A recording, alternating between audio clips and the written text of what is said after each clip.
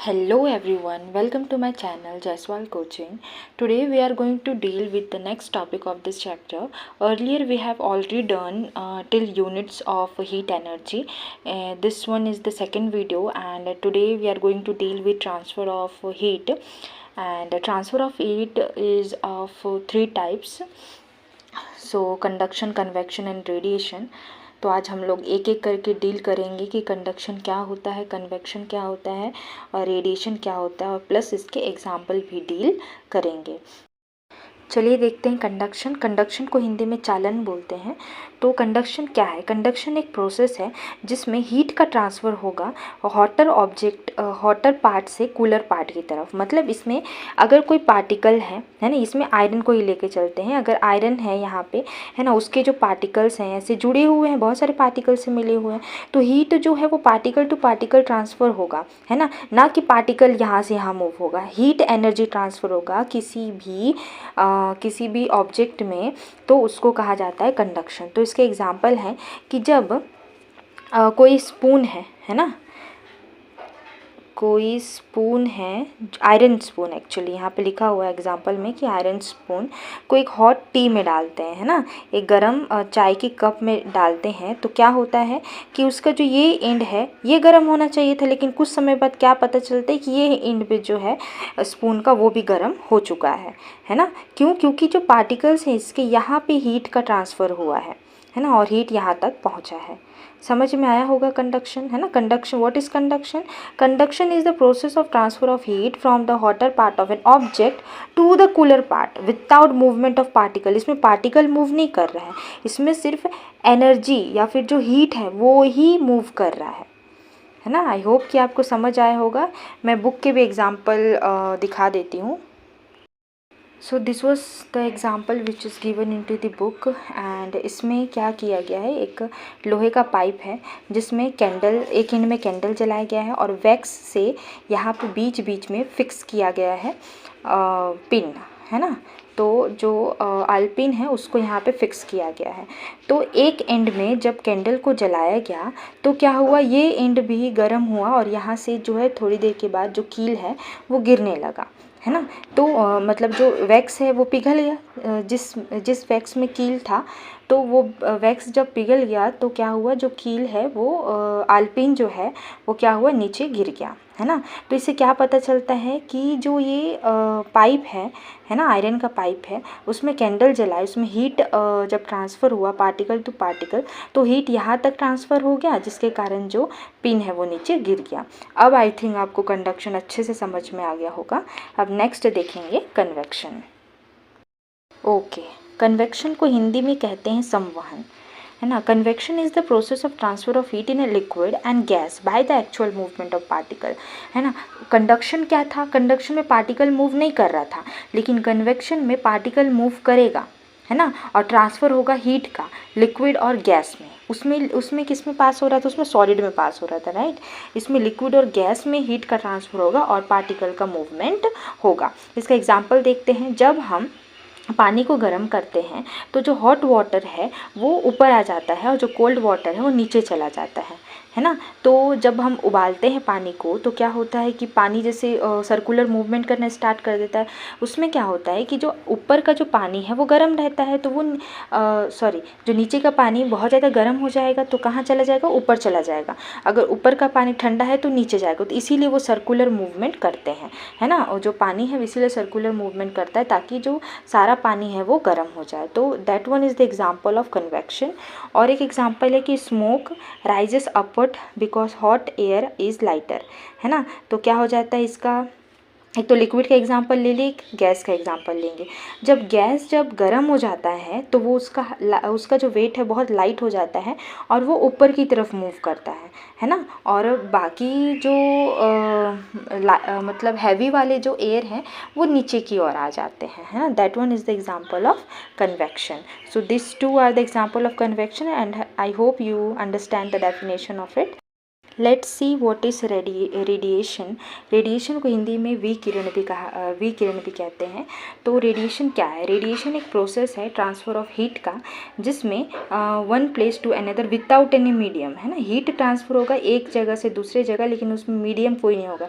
जैसे यहाँ पे पानी था, गैस था, वहाँ पे लिक्विड था, कंडक्शन में एक पार्टिकल का यूज़ हो रहा था, है ना। Particle to particle heat move हो रहा था, तो उसमें मीडियम की ज़रूरत पड़ी थी, लेकिन इसमें मीडियम की ज़रूरत नहीं पड़ती। Heat travels in the form of waves के रूप में जो हीट है वो ट्रेवल होती है। जैसे कि हम ठंड के टाइम में आग तापते हैं, तब वहाँ से हम मतलब वहाँ से हमको क्या फील होता है कि आग से क्या आ रहा है, वेव आ रहा है, राइट। तो वेव के फॉर्म में जो हीट है वो क्या होता है, वो ट्रैवल करता है, उसी को ही रेडिएशन कहा जाता है ना। तो इसके एग्जांपल हो जाएंगे, heat from the sun reaches, जो सन से जो हीट आ रहा है वो भी रेडिएशन के फॉर्म में ही आ रहा है। हमें जब भी हम we feel warm when standing near a fire, है ना। जब भी हम आग के पास खड़े होते हैं तो हमें क्या फील होता है, हमें गर्म फील होता है, राइट। तो that one also example of radiation. अब उसके बाद देखेंगे इफ़ेक्ट ऑफ हीट, है ना। इफ़ेक्ट ऑफ हीट में क्या है कि क्या होगा जब टेम्परेचर इंक्रीज़ होगा, ये सबसे पहला है।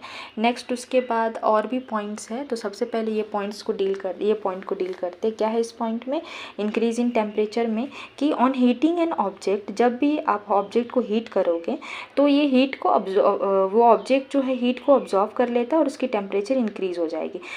जब हम किसी ऑब्जेक्ट को ठंडा करते हैं तो वो जो हीट है, हीट जो है उस ऑब्जेक्ट से रिलीज़ हो जाएगा, तो टेम्परेचर ऑब्वियसली वो डिक्रीज़ हो जाएगा, है ना। तो हीट अब्जॉर्व जो है किसी भी ऑब्जेक्ट में क्या पे डिपेंड करेगी, मास ऑफ सब्सटेंस पे डिपेंड करेगा, है ना। कि अगर जितना बड़ा ऑब्जेक्ट है ऑब्वियसली उसका मास भी ज़्यादा होगा, तो हीट भी ज़्यादा उसमें लगेगा। हीट को क्यू से रिप्रेजेंट करते हैं, एम, मास को एम से। मास मतलब उसका भारीपन, है ना। जितना बड़ा ऑब्जेक्ट उतना उसका मास, है ना। जितना अगर कोई ऑब्जेक्ट का मास ज़्यादा है उतना उसको हीट लगेगा। चेंज इन टेम्परेचर, अगर हमको टेम्परेचर चेंज करना है तो ऑब्वियसली बात है हीट की ज़रूरत पड़ेगी, है ना। तो heat is directly proportional to temperature and heat is directly proportional to mass. और नेचर ऑफ मटेरियल पे भी डिपेंड करेगा कि उस मटेरियल का नेचर कैसा है, वो जल्दी गर्म होता है, जल्दी ठंडा होता है, कि उसका नेचर कैसा है, उस पर भी डिपेंड करता है कि टेम्परेचर इंक्रीज़ होगा कि डिक्रीज़ होगा। तो उसका फॉर्मूला हो जाएगा heat is equal to m into S, है ना, डेल टी। ठीक है, S क्या है, स्पेसिफिक हीट है, M क्या है, मास है, और डेल टी क्या है, Q है। देखो ये मतलब डेल टी क्या है, टेम्परेचर। अब यहाँ पे मैं समझाती हूँ, क्या हमने देखा था, Q is directly proportional to M and Q is directly proportional to del T. It means Q यहाँ पे कॉमन है, तो Q इज इक्वल टू क्या हो जाएगा, M डेल टी हो जाएगा, है ना, M del T, sorry Q is directly proportional to M del T हो जाएगा। तो ये प्रोपोर्शनल का साइन हटाने के लिए हम लोग यहाँ पे क्या डालेंगे, S, है ना। S मतलब स्पेसिफिक हीट, एक कांस्टेंट है, उसके बाद M डेल टी, तो वहाँ से ये आया है ना। तो कंफ्यूज होने वाली बात नहीं कि ये कहाँ से आ गया, है ना, वहीं से ही आया है। तो S क्या है, स्पेसिफिक हीट है। स्पेसिफिक हीट एक कांस्टेंट है जिसमें ये बोला गया है कि उस सब्सटेंस का हीट कैपेसिटी कितना है। मतलब कि अगर कोई ऑब्जेक्ट है तो उसको 1 डिग्री, है ना, सेल्सियस उसका बढ़ाने के लिए उसमें कितना टेम्परेचर लगेगा, उसको स्पेसिफिक हीट कहा जाता है। और Q क्या है, Q हीट है, M क्या है, मास है, डेल टी क्या है, चेंज इन टेम्परेचर। अब उसके बाद वो वही हीट कैपेसिटी को देखते हैं, है ना, जो S is equal to specific heat capacity था ना, उसको और अच्छे से समझते कि हीट कैपेसिटी होता क्या है ना। The quantity of heat required to raise, है ना, एक क्वांटिटी ऑफ हीट चाहिए जिससे टेम्परेचर को हम रेज कर सके entire mass of substance by 1 degree Celsius. मतलब जितना भी उस ऑब्जेक्ट का मास है उसमें हम 1 डिग्री सेल्सियस बस इंक्रीज़ करना है, उतना हीट चाहिए, उस हीट को कहा जाता है स्पेसिफिक हीट, है ना। Specific heat is equal to क्या हो जाएगा, mass into heat capacity is equal to क्या हो जाएगा, mass into specific heat. Mass को m से रिप्रेजेंट करते हैं, स्पेसिफिक हीट को s से रिप्रेजेंट करते हैं। तो हीट कैपेसिटी क्या हो जाएगा, मास इंटू स्पेसिफिक हीट। तो इसका जो यूनिट है, unit is very important, unit याद रखना ज़रूरी है। तो इसमें इसका यूनिट क्या हो जाएगा, जूल पर सेल्सियस। अब नेक्स्ट टॉपिक है equivalent temperature of the mixture, है ना। मिक्सचर का इक्विवेलेंट टेम्परेचर क्या होगा कि जब कोई when hot water and cold water, जब हॉट वाटर और कोल्ड वाटर को मिक्स किया जाता है तो हीट फ्लो होता है हॉट ऑब्जेक्ट से कूल ऑब्जेक्ट की तरफ, है ना। तो फाइनल टेम्परेचर उस मिक्सचर का क्या होगा, उसी को ही क्या कहा जाता है, इक्विवेलेंट टेम्परेचर कहा जाता है। तो उसका एग्जाम्पल, उसका मतलब अगर शॉर्ट में देखें तो क्या होगा, heat lost by hot water is equal to heat gain by cold water. कभी भी गर्म पानी और ठंडा पानी को मिलाएंगे तो पानी और ज़्यादा थोड़ी गर्म होगा, वो तो ठंडा हो जाता है ना। तो क्या होगा कि अपने आप को इक्विवेलेंट कर देता है ये जो हीट है ना। अगर कोई दो ऑब्जेक्ट को मिला रहे हैं तो कोई एक कोल्ड है कोई हॉट है, तो ये क्या कर देता है, अपने आप को इक्विवेलेंट कर देता है, उसी को ही कहा जाता है इक्विवेलेंट टेम्परेचर। तो इसका फॉर्मूला क्या हो जाएगा, m1s ब्रैकेट में del1 minus del2 is equal to m2s bracket में t माइनस t2, है ना। m1 क्या है, मास ऑफ हॉट वाटर है, m2 क्या है, मास ऑफ कोल्ड वाटर है, t1 क्या है, initial temperature of hot water, मतलब गर्म पानी का टेम्परेचर कितना है ना, वो T1 है, ठीक है।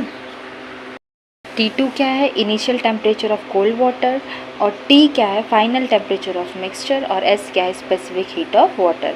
जब हम दोनों को एक दूसरे के इक्विवेलेंट बना दिया तो S जो है स्पेसिफिक हीट है, वो ये स्पेसिफिक हीट, इसका स्पेसिफिक हीट हॉट वाटर का और कोल्ड वाटर का स्पेसिफिक हीट एक दूसरे के इक्वल होता है। इट मीन्स ये दोनों क्या हो जाएगा, कैंसिल आउट हो जाएगा और बचेगा कितना, m1 ब्रैकेट में T1 माइनस T और m2 ब्रैकेट में T माइनस T2, है ना, इतना बचेगा।